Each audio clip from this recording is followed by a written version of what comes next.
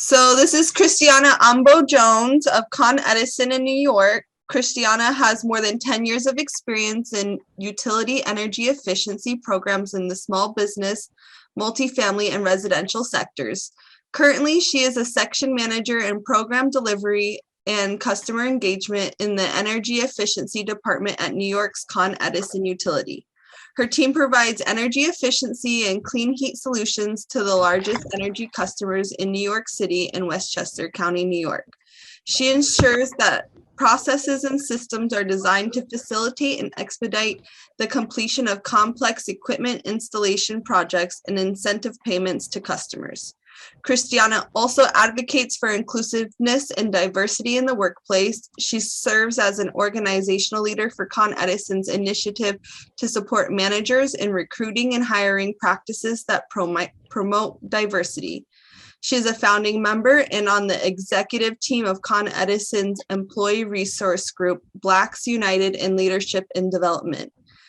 The group educates employees about the culture of Black employees through shared culture and networking experiences. Thank you, Christianna, for being here. Really excited for your presentation today. Thank you. Thank you for having me. Okay. Let me share the screen now. Okay. Okay, so thank you again. Again, my name is Christianna Ambo-Jones. As mentioned, I'm a utility worker. I've been designing and implementing energy efficiency programs for over 11 years.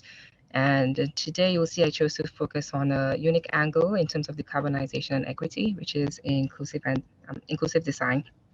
And that's because I like to simplify my role as a problem solver, right? And I think in the audience, like many of you, despite of what your role may be in the industry, that you can consider yourselves as problem solvers as well.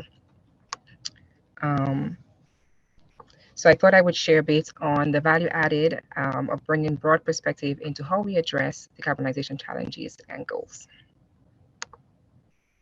So why else are we talking about this?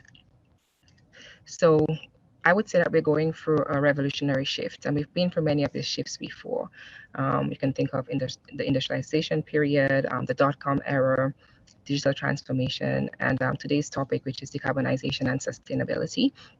And of course, in all of these big things, in the aftermath of this, there's usually and always have been winners and losers. So this retreat is focused on a small but very important word called equity. And it is in this theme that I'm sure you've heard from prior speakers before me, and you'll hear later in the series, right? That I hope that we are getting lessons learned, that we, in this fight to a net zero economy, we want us all to win, right? We don't want there to be any losers. The stakes are very high, and global warming and climate change, of course, they have very far-reaching impacts, but it's a disproportionate or unequal distribution, if you will, of what those impacts are for those who actually contribute to the problem and those who reap the benefits. So just an overview of what I will be sharing on today. I want to highlight some of the policy framework that's helping to shape the opportunity for us to address carbon emission reductions, and that's directing billions of dollars into this industry.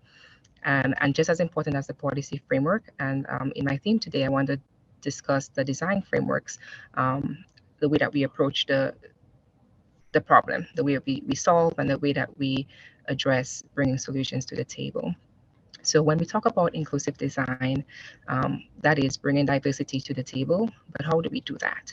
And so I'll share on some of the ways I think that we're already making an effort, as well as consideration for us as problem solvers to be more intentional about how we solve in this space.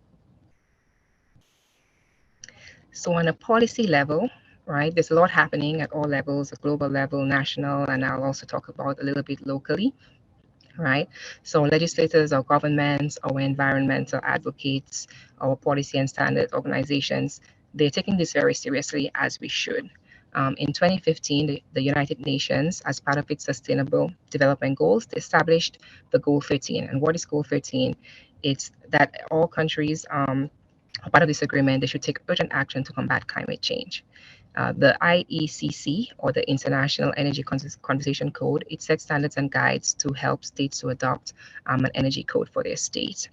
And then we have the Paris Agreement, right, of which the United States included, and 195 other countries have the goal to limit global warming to below 2 degrees Celsius compared to pre-industrial levels. So that's on a national scale. When we look at international scale, sorry, when we look at national policy framework on the US federal level, the recent Inflation Reduction Act stipulates in section HR 5376, right, that several activities that will help to address clean energy goals, climate resiliency, and growing a green economy. So the current administration have also established the nation's very first climate task force to spearhead this mission.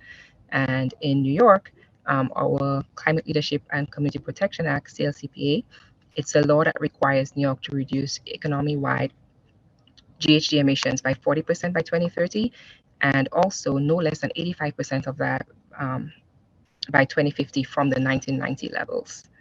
We also have local laws that's helping to support this statewide effort.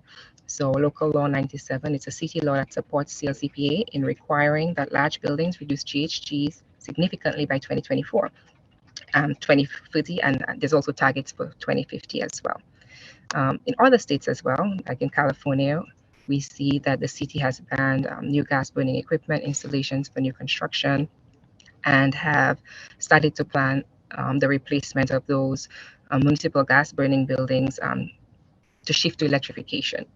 And so they're estimating that about 70% of the building must be fully electric by 2045 in order to meet these aggressive targets.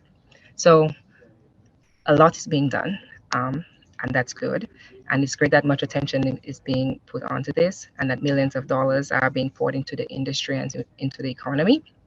But we need to do more than just policy, right? So while the policy framework and the financial backing is largely available and it's solving, or helping to solve a very complex technical socioeconomic issue, that even as the intent of these are well directed in realizing the best outcome, we have to focus on who is making those decisions and how are these decisions being made.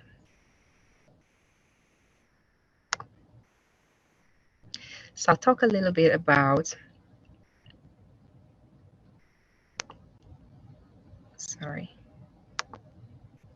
okay. So I'll talk a little bit about the design framework, if you will, and what I call like the design tension. So the policy looks at things from like a top-down level, and of course we do have our grassroots organizations and people who are looking to do the localization of these policies. So how do we get beyond policy to action, and action that actually maximizes benefit for all who are impacted by this problem? So even at the policy level, we need to broaden the perspective. On the screen in the background, you can probably identify a few of the words there that would include many of our different roles, as well as different attributes that we can identify with. Many of us will engage with policies and standards to solve the challenges and barriers to decarbonization. And it is important to realize that as much as the policy provides a framework for us to do that, right, that it's only as wide as the intent is narrow. So policy on its own cannot solve everything. And even though if we don't have the diversity at the table, we also can tend to be in a space where we're not having the best outcomes. My apologies here. Sorry about that.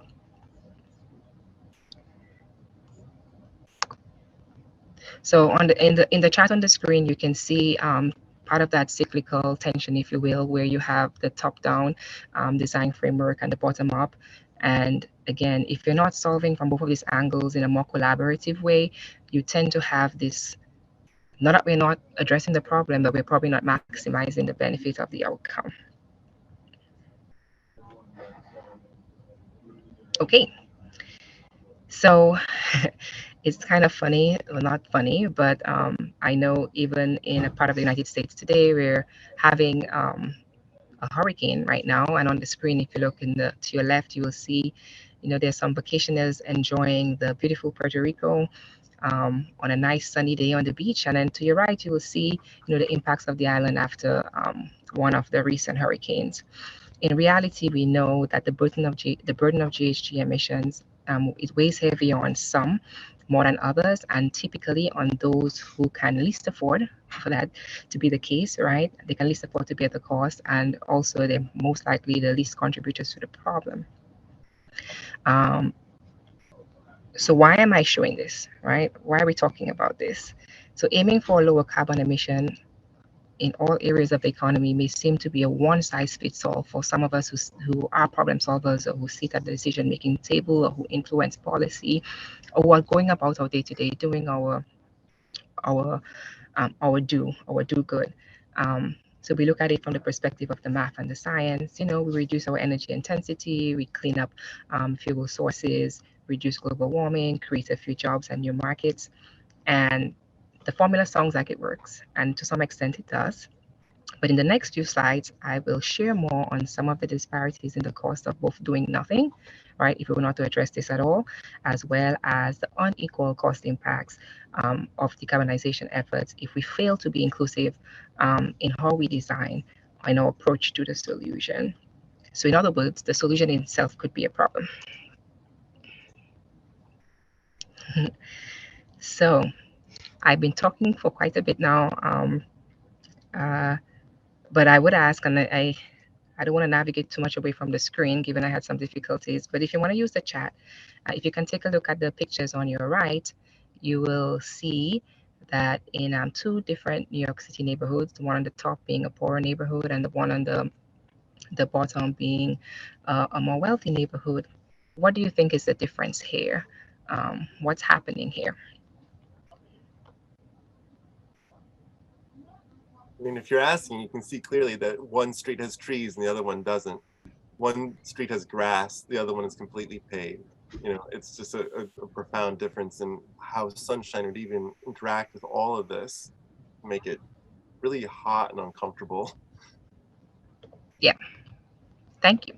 Yeah, so in the chart on the left, right, so the red and green chart, it's taken from an article, Heat and Health in American Cities, and low income urban areas are often hotter than wealthy ones. And it's based on research done in Baltimore. And that one shows us that low income neighborhoods in the city tend to have a typically hotter temperatures. And similarly, like you were explaining on the right, you can see a big difference in the tree canopy coverage in the two neighborhoods, right? And of course, there could be many different reasons why that is so.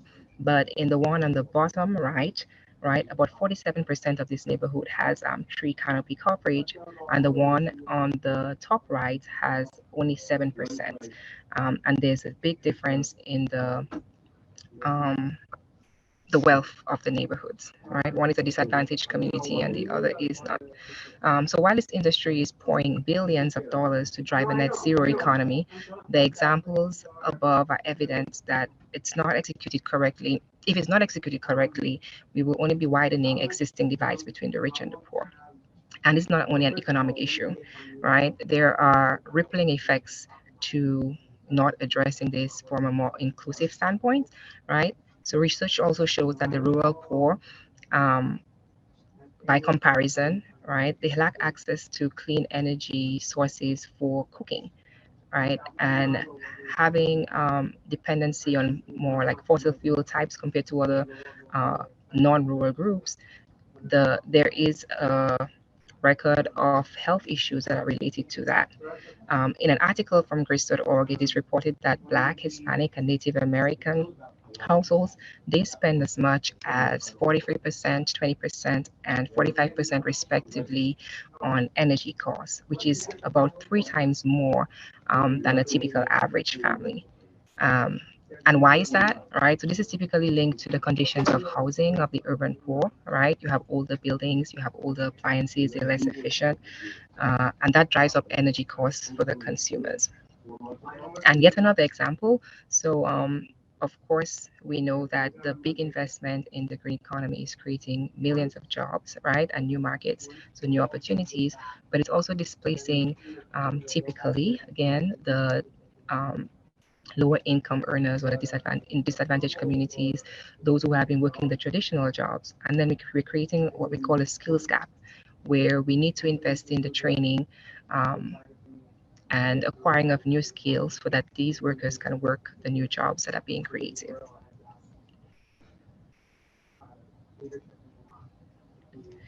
So again, decarbonization, while it is this part of the solution, without equity can create more problems.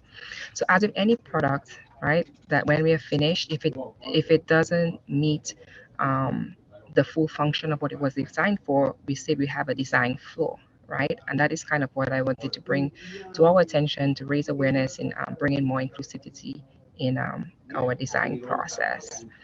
So I'll ask another question. Feel free to answer or to use the chat. Do you know what it means to be energy poor? I'll put out there that, I mean, if you do not have enough money to afford the energy that you need for basic services like potentially air conditioning, obviously food refrigeration, cooking, lighting, things that are essential to basic functions of life and safety, then you're energy poor. What do you think? Right. Thank you. So there is so much interdependence in the nuance of this complex issue that we are trying to solve, right? To achieve a net zero economy, to reduce GHG emissions, and to maximize the benefits of doing that. So this is not solely an environmental concern, as I said before. So there are huge economic impacts to the society at large and also to the unique individuals in their unique circumstances. And there are health impacts that are closely tied to the environmental impacts as well. And there's also consideration, right? There's the matter of the right to earn a living. So we're talking again about the job creation issue and access to these new jobs for the people who typically not have access. Um, there's a right to clean air and to clean water, the right to healthy and affordable meals, and also the right, like you were saying, to have affordable energy on a whole. So there can be very high investment costs associated with decarbonization efforts, often disproportionately that favors, access and ownership for those who can't afford it. And new technologies that generate clean energy, so upgrading your inefficient appliances, and your energy equipment in buildings, the training of staff, all of these things drive up the participation costs and the consumption costs for customers who already cannot afford. So while new and more efficient technologies replace those dependent on fossil fuels, the traditional systems like our electric grids, our transit systems, these systems are really old, and to get them ready for electrification, for the transition to renewable energy, the pace at which that transition can happen often trails, some of the more immediate efforts to reduce carbon emissions. And so there's a cost and there's an overhead cost that we carry to maintain these systems, even whilst we're reducing energy. And of course, who bears that cost? Again, it's unevenly distributed across those who can afford it and who can't afford it.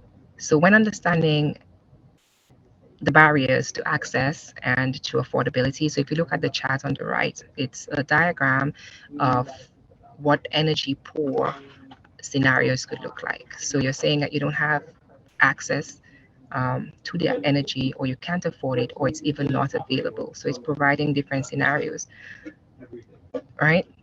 So this is when, so to be energy poor, just to repeat, as you said, it's when an individual, family, community has inadequate or no access to affordable energy sources to heat, to cook, and to just basically power their lives, right? Energy it's a right, it's a need, it's something that we consume on a day-to-day basis to do many different things. And what happens is it often results in having um, or causing the individual or the group to make a decision on whether they pay their utility bills, or they buy food, or they commute to work. So you're making these life-changing decisions that typically you should not be making. or should not have to make.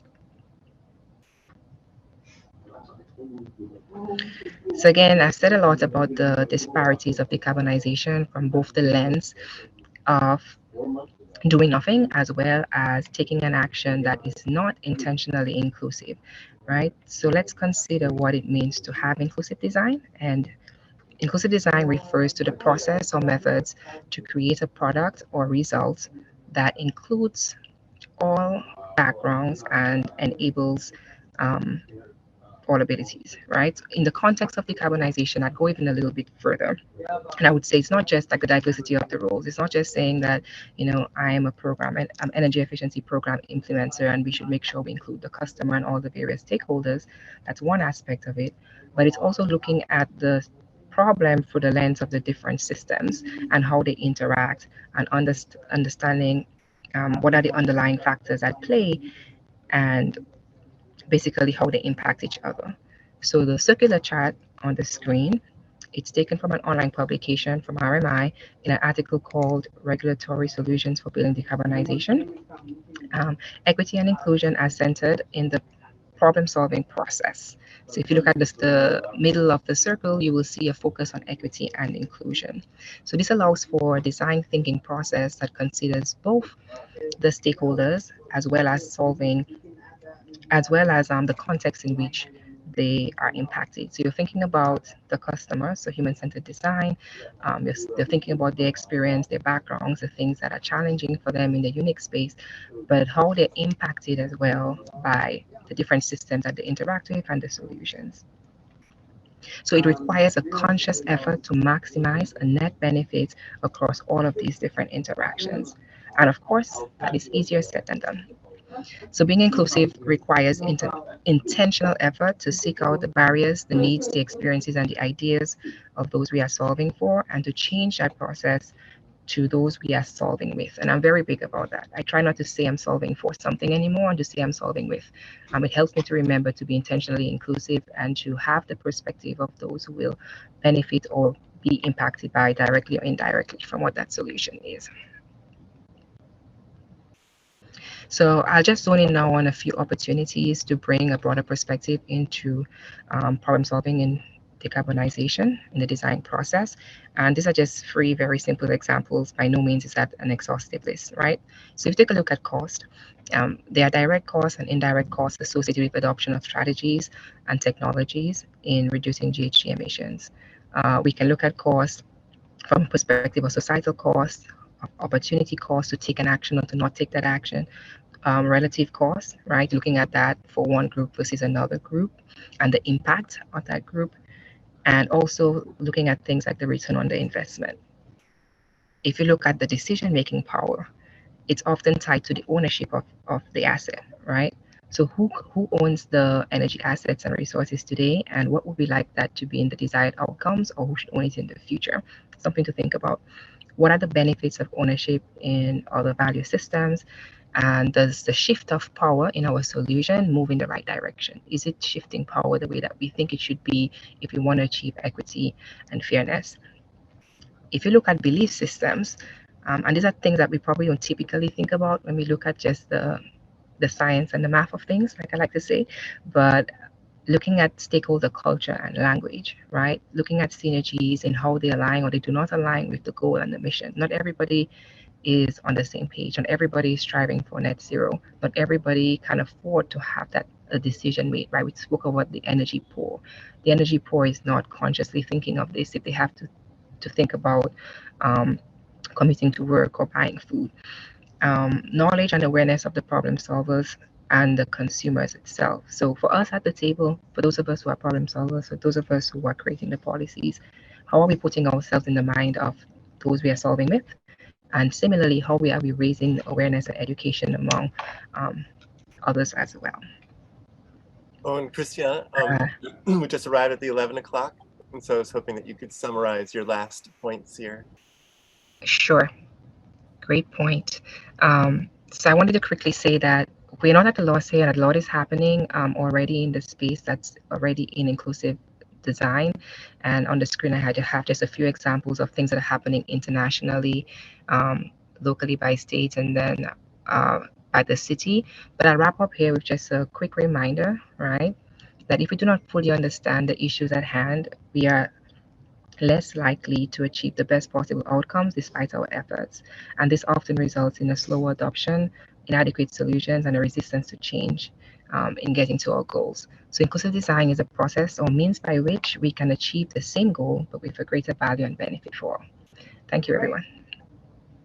Woo! It's great. Thank you, Christianna.